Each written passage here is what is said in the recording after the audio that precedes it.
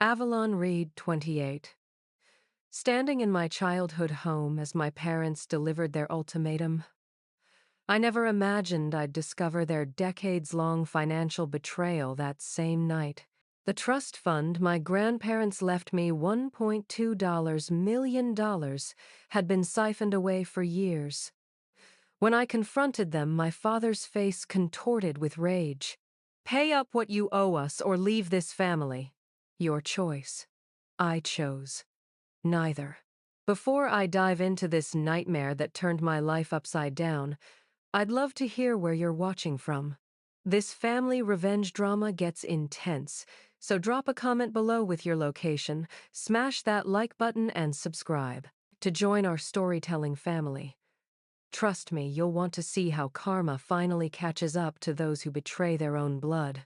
Growing up in Westchester County, New York, I was the poster child for privilege. At least that's what everyone thought. Our sprawling colonial home, with its manicured lawn and luxury cars in the driveway, painted the picture of the perfect American upper-middle-class family. My father, Richard Reed, was a respected investment banker who commanded attention whenever he entered a room known for his sharp suits and sharper business acumen. My mother, Eleanor, was the quintessential socialite who chaired multiple charity boards and hosted the neighborhood's most talked-about dinner parties. I was their only child, doted upon and paraded around as their greatest achievement. "Avalon is heading to Princeton," my mother would announce to anyone who would listen at her garden parties. "Full academic scholarship," my father would add with practiced pride, though I now realize he was just emphasizing the free part. Our family photos lined the hallway, matching outfits at Martha's Vineyard ski trips to Aspen, my high school graduation, where they beamed with seemingly genuine parental joy. My grandparents, my father's parents, adored me.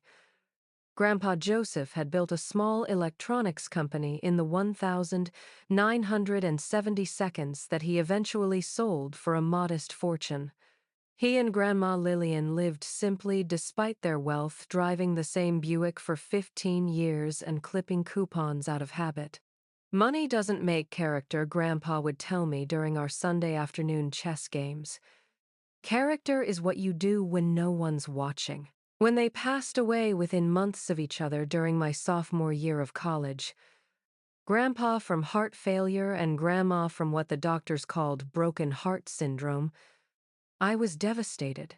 At the memorial service, I watched my father accept condolences with a solemn face, his arm around my mother, who dabbed at dry eyes with a monogrammed handkerchief. Something felt off, but grief clouded my judgment. The reading of the will revealed that my grandparents had left most of their estate to me with a substantial trust fund that would become fully accessible when I turned 30. "Your father has enough," Grandpa's lawyer explained. "They wanted to ensure your independence." My parents' tight smiles should have been my first clue. After graduation, I landed a job at a publishing house in Manhattan and found a tiny apartment in Brooklyn that I shared with 2 roommates. My parents seemed puzzled by my modest lifestyle. "You could live at home and save money," my mother suggested repeatedly. "We could help you find something in finance," my father would add, dismissing my publishing career as a hobby. But I was determined to make it on my own. Then came the medical crisis. My college roommate and best friend Zoe was diagnosed with an aggressive form of leukemia. Her insurance covered most treatments, but the experimental therapy that offered the best chance at remission required a $50,000 deposit. Without hesitation, I called my parents to ask about accessing part of my trust fund early. "That's not possible," my father said flatly. "But it's an emergency," I pleaded. "Zoe could die without this treatment." "The terms of the trust are very specific," he replied in his boardroom voice. "No exceptions." Something in his tone made me suspicious. The next day, I contacted my grandparents' lawyer directly. His confused silence over the phone lasted too long. "Avalon," he finally said, "your parents were appointed as trustees until you turned 30. But they should absolutely be able to release funds for a medical emergency." That was explicitly written into the trust document. My stomach dropped. Could you send me a copy of the trust documents? Of course, he paused. Haven't you been receiving the quarterly statements? What statements? I asked. Another long pause. I'll send everything over right away. And Avalon, you might want to bring your own financial advisor to our meeting next week. That night, I couldn't sleep. Why would my parents lie about the trust conditions? What else weren't they telling me? Little did I know this was just the tip of a massive iceberg of betrayal that was about to sink the ship of my entire family history. The manila envelope from Grandpa's lawyer arrived the following morning. With trembling hands, I spread the documents across my tiny kitchen table, my coffee growing cold beside me. The trust fund details were painfully clear. I was the sole beneficiary of $1.2 million with quarterly allowances available upon request and full emergency access for medical or educational needs. My parents were merely trustees obligated to manage the money for my benefit, not theirs. Most disturbing was the stack of quarterly statements dating back 8 years addressed to me at my parents' home. Statements I'd never seen. Each one detailed withdrawals, large, consistent withdrawals with my forged signature authorizing them. This can't be right, I whispered to myself, adding up the numbers until my calculator showed a staggering total $842,000 gone. Nearly 3/4 of my inheritance siphoned away without my knowledge. I called in sick to work and spent the day following the money trail. With each document, I examined the betrayal cut deeper. There were withdrawals coinciding with my parents' home renovation, their vacation to the Maldives, and the purchase of my mother's Mercedes. My inheritance had funded their lifestyle while I'd been living paycheck to paycheck, eating ramen noodles to make rent. When I confronted them over the phone, their response was chilling. "You need to come home right now," my father said, his voice unnaturally calm. "This isn't a conversation to have long distance." I took the train to Westchester that evening, my mind racing between disbelief, rage, and heartbreak. As I walked the familiar path from the station to our house, a walk I'd done thousands of times, everything looked different. The neighbors' friendly wave seemed sinister. The perfectly maintained homes felt like facades hiding dark secrets. My own family home loomed ahead like a beautiful lie. My parents were waiting in the living room, positioned like adversaries across from the door. My mother perched on the edge of the sofa, her posture rigid. My father stood by the fireplace, one hand resting on the mantel where family photos created an illusion of happiness. "Avalon," my mother began, her voice honey-sweet but her eyes cold. "You need to understand that everything we've done has been for this family." Family, I echoed the word, tasting bitter. "You stole from me. You forged my signature. That's not family, that's fraud." My father stepped forward, dropping all pretense of warmth. "We gave you everything: private schools, music lessons, summer camps. Do you have any idea how expensive raising you was?" I stood there stunned. "Those are basic parental responsibilities. You chose to have me, and now you choose to attack us," my mother said, her voice breaking with practiced emotion. "After all, we've sacrificed." "Sacrificed?" I pulled out the statements, slapping them onto the coffee table. "You renovated your kitchen with my money. You bought a luxury car with my money. You took first-class vacations with my money." My father's face hardened. That money should have been mine in the first place. "My parents always favored you, their precious grandchild. I built their company. I deserved that inheritance." The truth crashed over me like a wave. This wasn't just about the money. This was decades of resentment of my father feeling cheated by his own parents, of using me as a pawn in a game I didn't even know was being played. "I want it back," I said, my voice steadier than I felt. "Every penny." My mother laughed a sharp, ugly sound I'd never heard from her before. "It's gone smooth.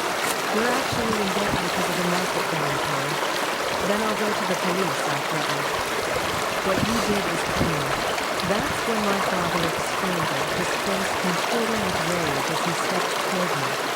You ungrateful little, he stopped himself, visibly regaining control. You have two choices, Avalon. You can agree to pay our debts, after all we are family, or you can leave and never come back. Sue us if you want, drag the Reed name through the mud. See how far that gets you. Pay your debts, I repeated incredulously. With what money? You took it all. Figure it out, my mother said coolly. You're so independent now. Or accept that families share burdens and sign these. She pushed a folder toward me containing loan applications with my name on them. In that moment, looking at these strangers wearing my parents' faces, I realized the magnitude of their betrayal. They weren't just thieves, they were willing to sacrifice my future to maintain their lifestyle and cover their tracks. I need some air, I managed to say, walking out the front door and into the cool night, their ultimatum ringing in my ears. Pay up or leave this family. Your choice. 3 days later, I sat across from Diane Whitman, a no-nonsense financial fraud attorney with salt and pepper hair and reading glasses perched on the end of her nose. Her office was modest but impeccably organized, unlike my life, which had completely unraveled. So let me get this straight, Diane said, reviewing the documents I'd provided. Your parents as trustees diverted over $800, 000 from your trust fund, without your knowledge or consent, forged your signature on withdrawal authorizations, and now they're attempting to coerce you into taking out loans to cover their debts. When she said it out loud, the absurdity hit me afresh. Yes, that's exactly it. Avalon, this isn't just a family dispute. This is criminal fraud, embezzlement, and forgery. She removed her glasses and fixed me with a direct stare. You understand that pursuing this legally means your parents could face prison time. The word prison made my stomach lurch. Despite everything, some childish part of me still struggled with the idea of sending my own parents to jail. The same people who had bandaged my skinned knees, cheered at my soccer games, and helped me move into my college dorm. What if I just walk away, I asked. Forget the money-cut ties and move on with my life. Diane's expression softened slightly. You could. Many victims of familial fraud choose that path to avoid the emotional trauma of a court battle. But consider this, your parents didn't just steal your money. They stole your grandparents' legacy and intentions. They violated a sacred trust, both legal and familial. Her words hit home. This wasn't just about me, it was about Grandpa Joseph and Grandma Lillian, who had worked hard and made sacrifices to secure my future. There's something else, I said, pulling out my phone to show her the text messages that had been flooding in since I'd left my parents' house. From Mom. You're breaking your father's heart. After everything we've done for you. From Dad. Your mother can't stop crying. Is this how you repay us for raising you? From Mom again. The Thompsons' daughter bought her parents a house. What kind of daughter sues her own family? And most disturbing, from my father. If you go through with this, we'll make sure everyone knows what an ungrateful, mentally unstable daughter you've always been. Think about your reputation. Diane's expression hardened as she read the messages. This is textbook emotional manipulation and witness intimidation. They're trying to gaslight you, Avalon. These are not the actions of parents who have made a mistake. These are the tactics of people who know they're guilty and are desperate to escape consequences. Something broke inside me, then the last thread of hope that there was some explanation, some misunderstanding that could salvage any part of my relationship with my parents. What do I do now? I asked. First, we file a police report, Diane said already, reaching for her phone. Then we petition the court to freeze what remains of the trust and remove your parents as trustees. Simultaneously, we'll file a civil suit to recover the stolen funds. And if we can't recover the money, the thought of all my grandparents' hard work simply vanished was devastating. We'll go after their assets, the house, cars, investments, Diane explained. But Avalon, you need to be prepared. This won't be quick or easy. Your parents will likely fight back with everything they have. As if on cue, my phone rang, my mother's best friend Judith, who had been like an aunt to me growing up. Avalon, honey, Judith's familiar voice came through, artificially sweet. I just had lunch with your mother. She's absolutely distraught. Surely there's been some misunderstanding. Your parents love you so much. I felt my resolve wavering until I heard a muffled voice in the background, my mother's voice coaching Judith on what to say. Judith, I said quietly, did my mother tell you that they took over $800, 000 from my trust fund? Did she tell you they forged my signature? Did she mention they're now trying to force me to take out loans to cover their debts? Silence. Then, oh Avalon. I'm sure they had their reasons. Family is complicated, but at the end of the day, they're the only parents you'll ever have. No, Judith. At the end of the day, what they did was illegal. And if they had legitimate reasons, they wouldn't have needed to lie, steal, and forge documents. I ended the call before she could respond. Diane nodded approvingly. That was well handled. You'll need that strength in the coming months. As I left her office with a plan in place, my phone buzzed with a text from my cousin Tyler, my father's brother's son. Hey, I've just heard about the drama. Uncle Richard is telling everyone you're having some kind of breakdown. What's really going on? And that's when I realized my parents weren't just trying to avoid legal consequences, they were actively working to destroy my credibility and isolate me from the entire family. This wasn't just about defending themselves. This was about punishing me for daring to stand up to them. In that moment, standing on the busy New York sidewalk, I made my choice. I would not pay up. I would not quietly leave the family. I would fight not just for my money, but for the truth. And I would make sure that everyone knew exactly what kind of people Richard and Eleanor Reed really were.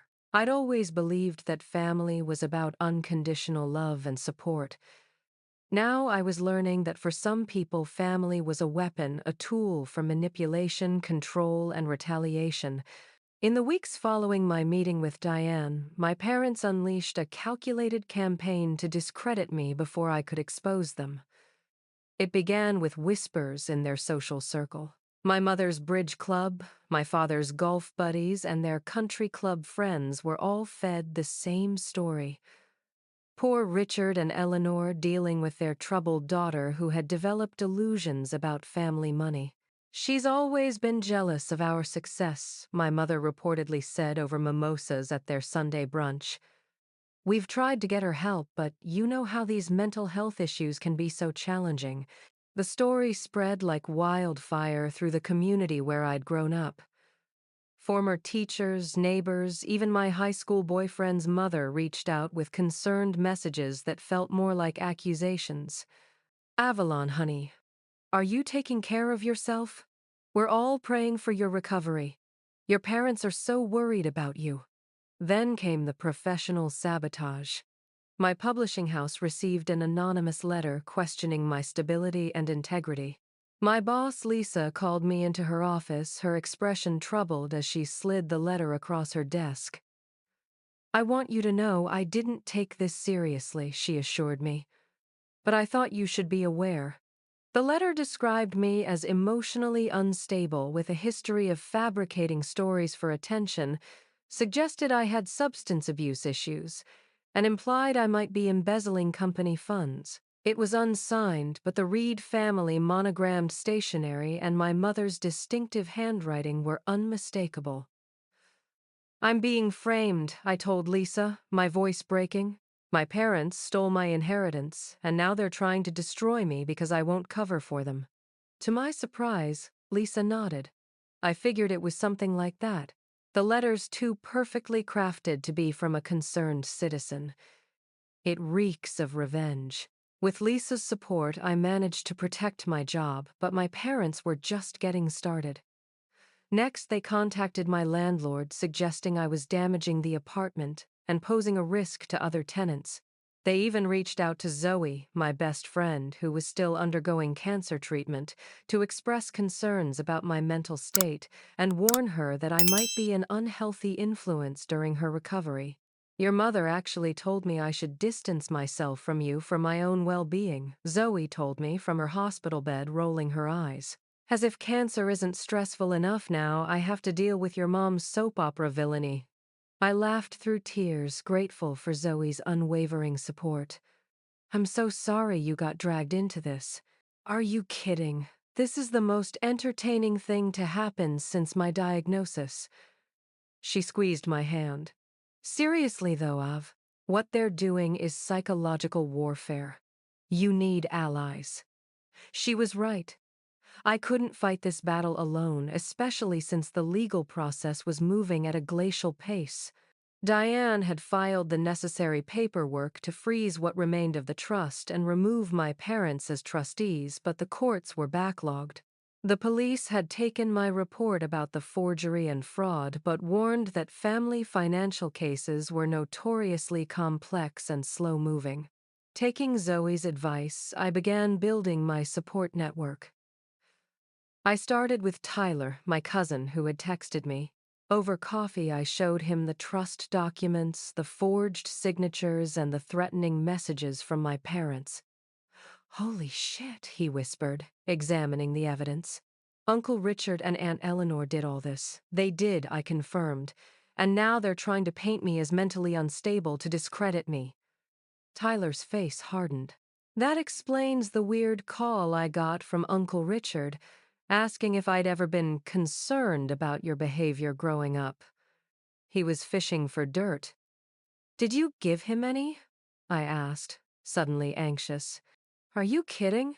I told him the only concerning behavior I'd ever seen was how you tolerated his controlling attitude all these years. Tyler grinned. He hung up on me. With Tyler's help, I connected with other extended family members, carefully sharing my situation. Some believed me immediately, having witnessed my parents' materialism and entitlement over the years. Others were skeptical until they saw the documents. A few, the ones deepest in my parents' sphere of influence, refused to even listen. But a surprising ally emerged in my Aunt Patricia, my father's sister, who had been somewhat estranged from the family for years. I'm not surprised, she said, when I explained the situation over dinner, at her modest apartment in Queens. Richard has always felt entitled to more than his share. When our parents started the business, he expected to be handed control despite having no interest in electronics. He was furious when they made him actually work his way up. Why didn't you ever say anything, I asked. Patricia sighed. Family dynamics are complicated, Avalon. Richard is very good at presenting himself as the successful, responsible one. And I was going through my divorce when you were a teenager, which your parents made sure everyone knew was my fault for not trying hard enough.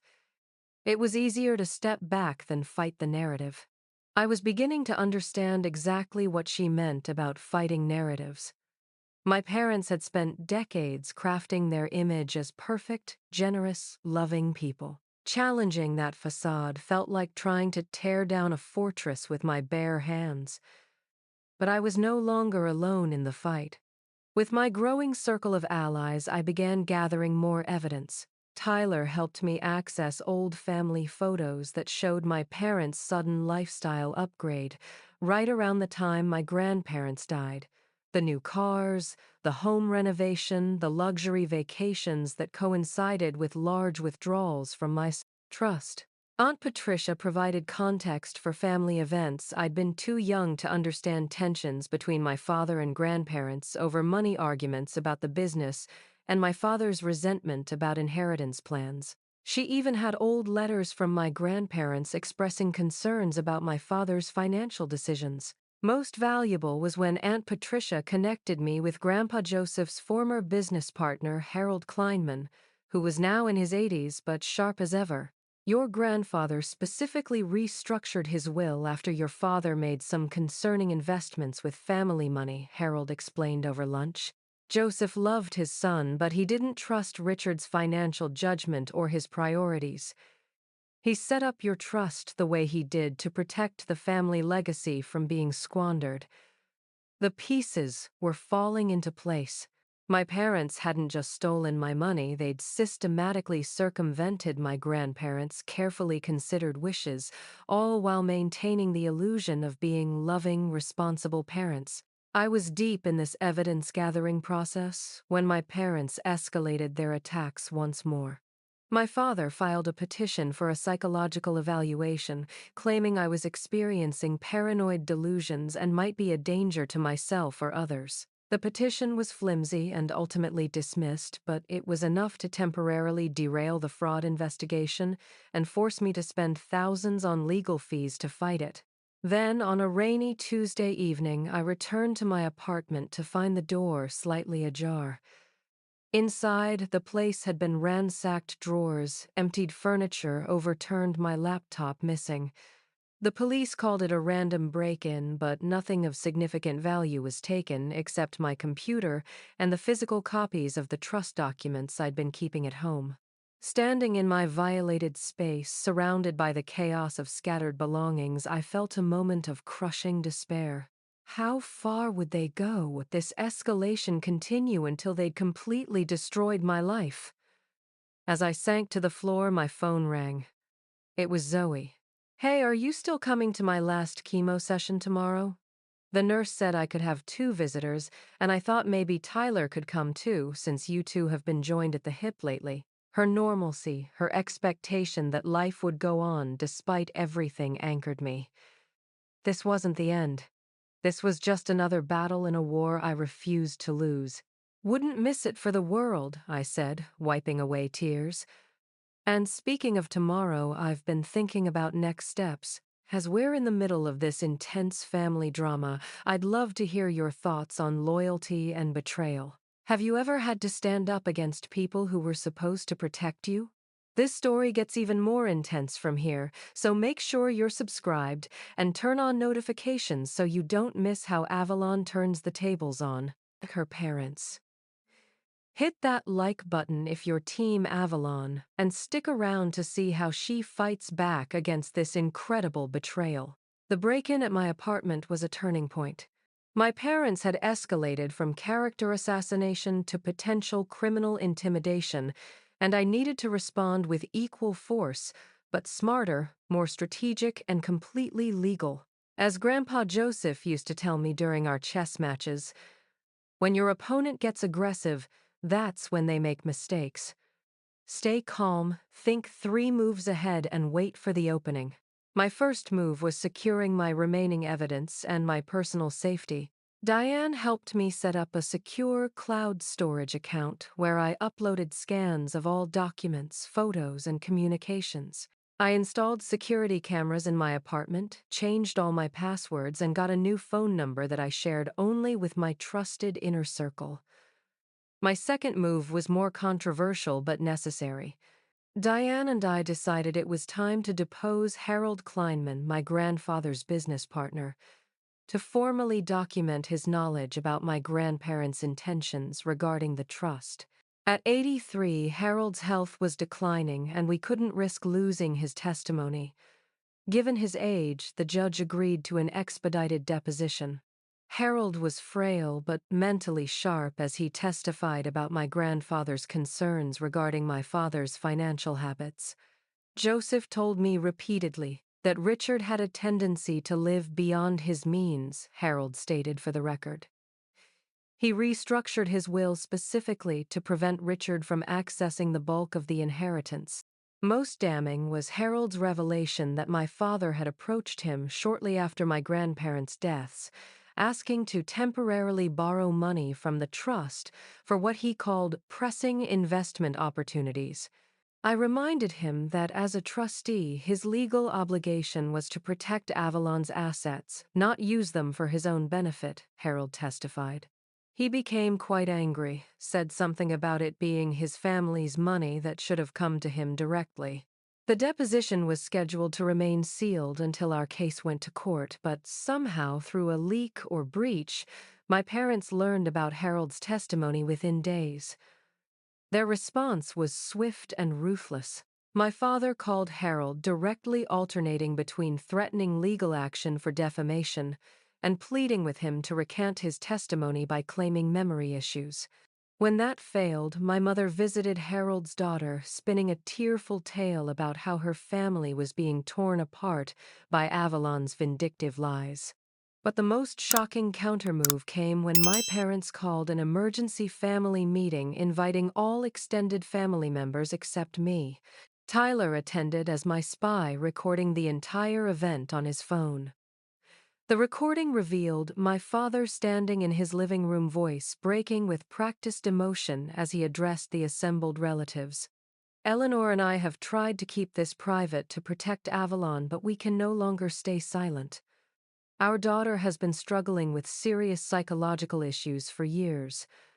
My mother dabbed at dry eyes with a tissue. We've spent hundreds of thousands of dollars on special therapies, experimental treatments, and covering debts from her manic spending episodes. That's where the trust money went. All of it to help her. They had completely rewritten history, casting themselves as martyr parents who had sacrificed everything to help their troubled daughter, now being persecuted for their selfless actions. "They're unbelievable," Tyler fumed as we listened to the recording. "They didn't even blink while lying to everyone's faces."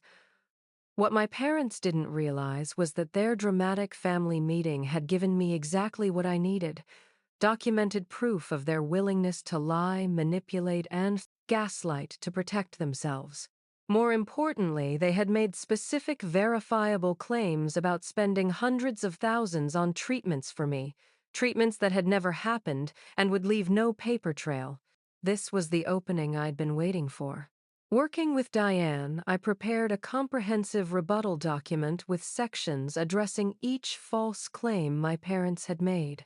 For their allegation about special therapies, I included my complete medical records, showing I had never been treated for any psychological disorder, along with statements from my primary care physician and the college health center, confirming my good mental health throughout the years in question. For their claim about covering debts from manic spending, I compiled my bank statements, credit reports, and tax returns, demonstrating my consistently frugal lifestyle and excellent credit score. I even included testimonials from roommates about my habit of buying clothes secondhand and my refusal to get food delivery to save money. Most powerfully, I created a side-by-side timeline showing the trust withdrawals matched exactly with my parents' luxury purchases, not any expenses related to me. The renovation dated to the exact month they withdrew $175,000. The Mercedes purchase followed a $98,000 withdrawal. Their Maldives vacation photos on social media were timestamped 1 week after a $42,000 withdrawal. With my evidence assembled, I made a bold decision. Rather than keeping this information for court, I would share it directly with the family members my parents had lied to. Not in an accusatory email they could dismiss as further evidence of my instability, but in a calm, factual presentation that invited them to examine the evidence and draw their own conclusions. I rented a private room at a restaurant and invited all the relatives who had attended my parents' emergency meeting. To my surprise, almost everyone came, some out of concern for me, others out of curiosity, and a few I suspected hoping to witness a meltdown they could report back to my parents. Instead, they found me professionally dressed and composed, with Tyler, Aunt Patricia, and Zoe now in remission by my side for support. I had prepared presentation folders for each person containing copies of key documents and a clearly written summary of events. "Thank you all for coming," I began, my voice steadier than I felt. "I know my parents have shared their version of events with you, and I appreciate your willingness to hear mine. I'm not asking you to choose sides based on emotion or family loyalty. I'm asking you to look at the evidence and decide for yourself what's true." For the next hour, I methodically presented the facts: the original trust documents, the forged withdrawal authorizations, the timeline matching withdrawals to my parents' purchases, and statements from Harold Kleinman and my grandparents' lawyer. I addressed my parents' claims about my mental health with my medical records and character testimonials from longtime friends and colleagues. I finished by saying I don't take any pleasure in this. These are my parents, and I loved them my whole life. But I can't allow them to steal my inheritance, try to destroy my reputation when I caught them, and then reinvent themselves as victims. What they did was not only a betrayal of me, but of my grandparents' wishes and the trust they placed in them. The room was silent when I finished. Then my father's brother, Uncle James, spoke up. I've known Richard my whole life. He's always been ambitious. But this, he shook his head, examining the documents. This is something else. One by one, relatives asked questions, examined the evidence more closely, and shared their own observations about my parents' sudden lifestyle upgrades after my grandparents passed. Some apologized for believing my parents without question. Others remained cautious but agreed the evidence was compelling. By the end of the evening, the family dynamic had shifted dramatically. My parents, who had counted on unwavering family support, now faced relatives armed with facts that contradicted their carefully constructed narrative. The next morning, my phone rang with an unfamiliar number. It was my parents' attorney requesting a meeting to discuss settlement options. My strategic countermove had worked. My parents were finally ready to negotiate. But I wasn't interested in a quiet settlement that would allow them to save face. Tell them I'll see them in court, I instructed Diane. They chose this path. Now they can face the consequences. What I didn't realize was that the most shocking revelation was still to come, a family secret, so devastating it would redefine everything I thought I knew about my parents, my grandparents, and my own identity. The lawsuit was scheduled to begin in 3 months. Diane had warned me that pre-trial discovery could be grueling, with both sides required to provide relevant documents and submit to depositions. Be prepared for your parents to fight dirty, she cautioned. They'll try to wear you down, make you doubt yourself, anything to force a settlement before their actions become public record. She was right. My parents' attorney bombarded us with motions, delays, and procedural objections. They demanded extensive financial records from me going back to my first summer job at 16, as if searching for evidence that I'd somehow defrauded them. They scheduled and rescheduled depositions, forcing me to take unpaid days off work. Each maneuver was designed to exhaust my resources and resolve. But their tactics had the opposite effect. Every underhanded move strengthened my determination to see this through, to force them to answer for their actions in open court. The breakthrough came from an unexpected source. One evening, I received a call from Mrs. Abernathy, my parents' housekeeper of over 20 years. "Miss Avalon," she said, her voice hushed as if afraid of being overheard. "I heard what's happening with you and your parents. There's something you should know, something I found years ago but never told anyone." We arranged to meet at a diner far from my parents' neighborhood. Mrs. Abernathy arrived, looking nervous, clutching her purse tightly. "I've worked for your parents since before you were born," she began. "I've seen a lot over the years, arguments, secrets, things a housekeeper isn't supposed to notice but can't help seeing." She reached into her purse and pulled out a weathered envelope. "6 years ago, while cleaning your father's home office, I knocked over a box of files. While putting everything back, I found this hidden in a false bottom of the box. I know I should have put it back, but something told me to keep it safe." Inside the envelope was a letter dated 2 weeks before my grandparents' deaths. It was from my grandfather to his lawyer, with my father CC'd. "Richard," the letter began, "this serves as formal notice that Eleanor and I are amending our will. We recently discovered that you have been misappropriating funds from Reed Electronics' executive retirement fund money set aside for employees who dedicated their lives to building our company. We have covered these shortfalls to protect the retirees and the company's reputation, but this breach of trust cannot go unaddressed. The letter continued explaining that my grandparents had decided to place the bulk of their estate in a trust for me, not only to provide for my future, but to protect it from my father's financial mismanagement. The most shocking revelation came in the final paragraph. We have also decided that you should know the truth about Avalon. While we have loved her as our granddaughter from the moment Eleanor announced her pregnancy, we have always known she is not biologically related to us. We discovered years ago that Eleanor was pregnant before you two met, and you adopted Avalon as your own after your hasty marriage. This changes nothing about our love for her, but it does reinforce our decision to protect her future from your increasingly concerning financial decisions. I stared at the letter, my hands shaking. This can't be right. Mrs. Abernathy reached across the table and squeezed my hand. I'm sorry to be the one to tell you this, Miss Avalon, but I thought you deserved to know the whole truth. The revelation hit me like a physical blow. I wasn't biologically a Reed. The people who had raised me, who had stolen from me and tried to destroy me, weren't even my biological parents.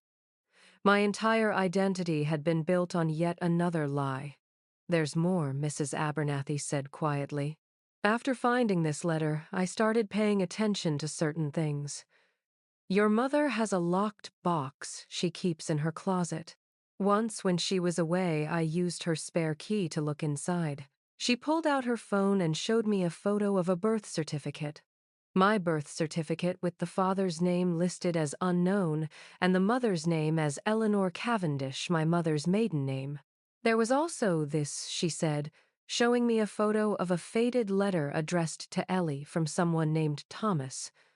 The visible portion read, I can't be a father right now. I'm sorry about the baby, but my career has to come first. The money I've sent should cover whatever you decide to do. The pieces of the puzzle were falling into place. My mother had been pregnant and abandoned by the biological father. She'd met my father, and they'd quickly married with him, agreeing to raise me as his own. But why? The elaborate deception? Why not tell me I was adopted by my father? Your parents are very concerned with appearances, Mrs. Abernathy said, seeming to read my thoughts. Mr. Reed comes from an old money family where scandals are buried, not addressed. Mrs. Reed was from new money, eager to be accepted by your father's social circle. An unplanned pregnancy with another man wouldn't fit their narrative. I left the diner with copies of everything, Mrs. Abernathy had shown me, my mind racing. This revelation changed everything and nothing. My parents had still stolen from me. They had still tried to destroy me when I discovered their theft. But now I understood the deeper currents of resentment that might have fueled their betrayal. My father had raised another man's child, presenting me to the world as a Reed, only to watch his parents favor me, this non-biological grandchild, over him in their will. It didn't excuse his actions, but it contextualizing the bitterness that had seeped through his words, that money should have been mine in the first place. I brought the new evidence to Diane, who was as shocked as I had been. This adds another layer to the case, she said. If your father legally adopted you, he still had financial obligations as your trustee. But this could explain some of their motivation. In a strategic decision, we decided not to introduce the adoption revelation in court unless absolutely necessary. The case was strong enough on the financial fraud evidence alone, and I wasn't emotionally ready to have such personal information become part of the public record. However, Diane suggested we could use this information privately to pressure my parents toward a resolution that acknowledged their wrongdoing while avoiding the most painful public disclosures. They've been fighting to protect their reputation and social standing, Diane reasoned. This gives us leverage without having to use it in court. With this new strategy, we approached my parents with a settlement offer. Return what remained of the trust fund sign over their vacation property in Vermont to compensate for some of the spent money and provide a written admission of financial mismanagement that I could show to family members who had been lied to. In exchange, I would not pursue criminal charges or make the full extent of their actions public. Most importantly, I would keep the truth about my biological parentage private. Their response came within hours. They agreed to all terms with one addition: I would maintain a public appearance of reconciliation to avoid social embarrassment. No emotional reconciliation was requested or expected, just the performance of one. It was a surreal negotiation, bargaining over the remains of what had once been a family. Yet it felt appropriate for the transactional relationship my parents had always had with me, an accessory to their perfect family image, never truly valued for myself. The settlement was finalized within weeks. I received what remained of the trust, about $300, plus the Vermont property, worth approximately $450, While this didn't fully replace what had been taken, it was enough to move forward without financial anxiety. More importantly, I had stood my ground and refused to be victimized or silenced. As for the required public reconciliation, I fulfilled my obligation with mechanical precision. We appeared together at one family wedding, exchanged pleasantries at one charity event, and took one carefully composed holiday photo that my mother could share with her social circle. Behind these hollow performances, there was no relationship, no trust, no love, just the ghost of what family should have been. In the months that followed, I threw myself into rebuilding my life. With the settlement money, I made an investment in Zoe's new medical technology startup, the very business that had sparked this whole saga when I tried to access my trust fund for her treatment. I moved to a better apartment, advanced in my publishing career, and slowly began to heal from the betrayal. More challenging was the question of my biological father.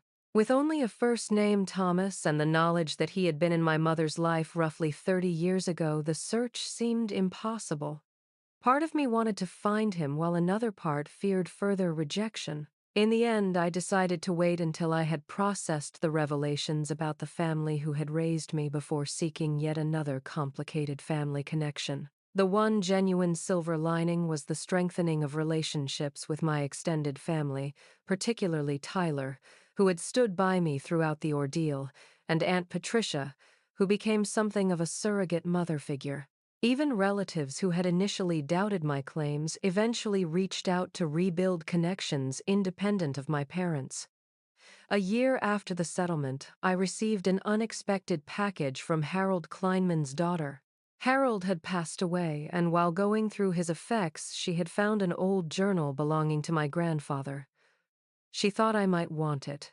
The journal confirmed what I had come to suspect: my grandparents had known about my biological origins from the beginning, but had loved me unconditionally nonetheless. In one poignant entry, my grandfather had written, "Watched Avalon graduate kindergarten today." Richard stood stiffly beside her for photos, more concerned with appearances than the moment itself. I wonder if he'll ever understand that fatherhood is earned through love, not blood or obligation. Regardless, Lillian and I will make sure Avalon always has someone who puts her first. They had tried to protect me even from beyond the grave, and though their financial protection had ultimately failed, their love hadn't. The values they had instilled in me during our Sunday chess games and summer visits had given me the strength to stand up for myself when it mattered most. As I closed my grandfather's journal, I realized that while my parents had chosen money over me, I had found something more valuable: the truth about who I was and what family should really mean. Not a facade maintained for social standing or financial gain, but a genuine connection built on love, respect, and trust. The Reed name might not be mine biologically, but the best parts of my grandparents' legacy, their integrity, resilience, and capacity for unconditional love, had become an indelible part of who I was. That was an inheritance no one could ever steal from me. 3 years have passed since the settlement with my parents. In that time, I've rebuilt my life in ways I never could have imagined when this journey began. The Vermont property I received in the settlement has been converted into a writer's retreat center, a place where emerging authors can find the space and support they need to tell their own stories. It feels like the perfect way to transform something born from betrayal into a force for creativity and healing. Zoe's medical technology startup, which I invested in with part of my recovered funds, has developed a breakthrough treatment protocol that is now helping cancer patients across the country. She jokes that my family drama ultimately saved lives, and in a strange way, she's right. Without that crisis pushing me to access my trust fund, I might never have discovered the theft, confronted my parents, or found my true path. As for my family relationships, they've evolved in unexpected ways. Tyler and I have become inseparable, more siblings than cousins. Aunt Patricia has stepped into the maternal role my birth mother never truly filled, offering wisdom without control, love without conditions. Even distant relatives who initially believed my parents' lies have gradually reconnected, many apologizing for their initial doubt. My parents and I maintain the performative relationship outlined in our settlement. We appear together at major family events, exchange perfunctory holiday greetings, and pretend for the outside world that our relationship has simply grown distant rather than severed. It's a strange charade, but one that becomes easier as time passes and my real life fills with authentic connections. The most surprising development came 6 months ago when I finally decided to search for my biological father. Using a combination of DNA testing services and the investigative skills I'd honed during my legal battle, I managed to identify and locate Thomas Harrington, a successful architect living in Seattle with his wife and 3 teenage children. Our first meeting was awkward but not unkind. He explained that he'd been a struggling architecture student when he'd had a brief relationship with my mother. When she told him about the pregnancy, he was overwhelmed and afraid, convinced that becoming a father would derail his career before it had even begun. I was young and selfish, he admitted. I gave her money because that felt like taking responsibility, but it wasn't. Not really. I've regretted it ever since, but never knew how to find you or if you even knew about me. We're taking our new relationship slowly. Occasional calls, shared emails, a gradual getting to know you process that respects his existing family and my need for authenticity after a lifetime of deception. His wife has been surprisingly welcoming, and his children, my half-siblings, are cautiously curious about their new adult sister. As for the remaining trust money, I've established a scholarship in my grandparents' name, specifically designed to support students who demonstrate exceptional ethical character. It feels like the right way to honor Grandpa Joseph and Grandma Lillian, whose values and love were the one true inheritance they managed to leave me despite my parents' interference. Looking back at the ultimatum my parents delivered that night, pay up or leave this family, I realize now that what seemed like a devastating choice was actually the beginning of my freedom. I chose neither option they presented. Instead, I chose truth, justice, and ultimately myself. The family we're born into or raised by shapes us for better or worse. But the family we choose, the people who stand beside us during our darkest moments, who celebrate our strengths without exploiting our vulnerabilities, that's the family that truly matters. I lost the parents I thought I had, but found a constellation of authentic relationships that better deserve the name family. In the end, the greatest revenge wasn't the legal victory or financial settlement. It was building a life of integrity and purpose that stands in stark contrast to the hollow existence my parents chose. A life rich in genuine connections rather than material possessions, founded on truth rather than appearances. If you've experienced family betrayal like mine, I hope my story gives you courage. The path to healing isn't easy or straight, but with each step forward, the weight gets lighter. Sometimes the family we need is waiting to be found. Sometimes it needs to be created, but it exists for all of us beyond the shadows of betrayal. Thank you for staying with me through this entire journey. If my story resonated with you, I'd love to hear about your own experiences with family, karma, or justice in the comments below. Did you ever have to stand up to family members who betrayed your trust? How did you rebuild afterward? Don't forget to like this video if you found value in it. Subscribe for more authentic life stories and share with someone who might need to hear that they're not alone in their family struggles. I'm grateful for this community and the power of shared experiences to heal even the deepest wounds.